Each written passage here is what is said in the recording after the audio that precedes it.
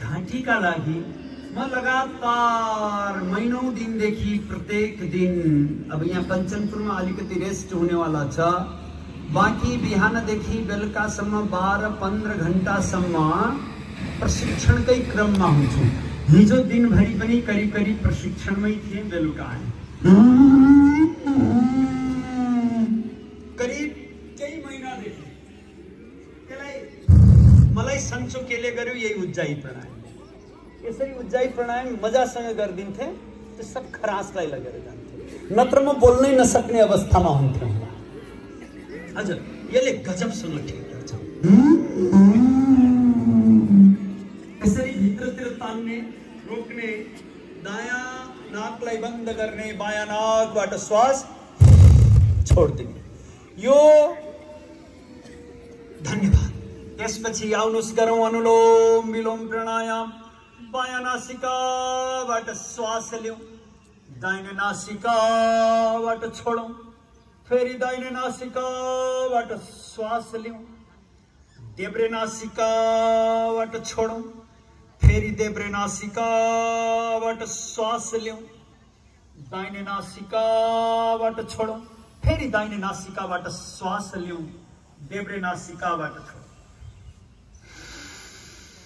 बायाँबाट लिने, दायाँबाट छोड्ने, फेरि दायाँबाट लिने, बायाँबाट छोड्ने। बायाँ नाकबाट लिएको श्वासले हाम्रो दायाँ मस्तिष्कलाई प्रभाव पार्छ र दायाँ नासिकाबाट लिएको श्वासले हाम्रो बायाँ मस्तिष्कलाई प्रभाव पार्छ।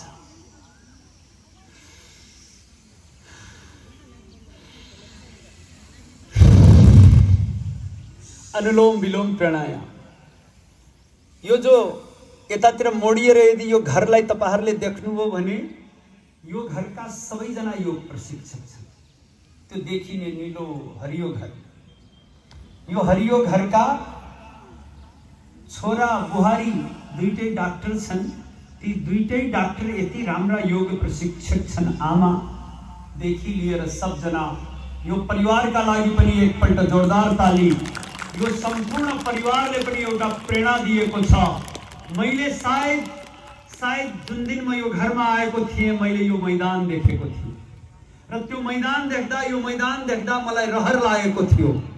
मैले यो घरका मान्छेलाई भनेको थिएँ कि यो मैदान त रहर लाग्दो मैदान छ। सायद उहाँका माध्यमबाट यहाँहरुसम्म आवाज पुग्यो र यो शिविरलाई यो रूप यहाँहरुले दिनु।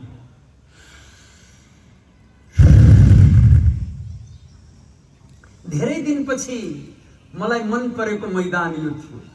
उबड खाबड मैदानहरु हुन्छन्, योग गर्न लायक हुँदैनन्।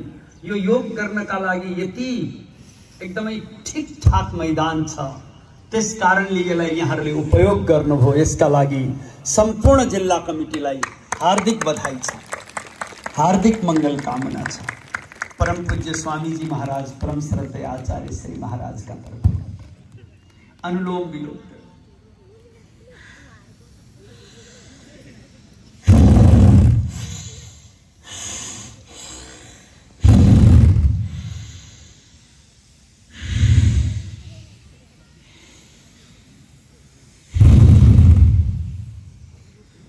अनुलोम विलोम प्राणायाम बडो प्रभावकारी हुन्छ। अनुलोम विलोम प्राणायाम यति प्रभावकारी हुन्छ कि पुरै गरेर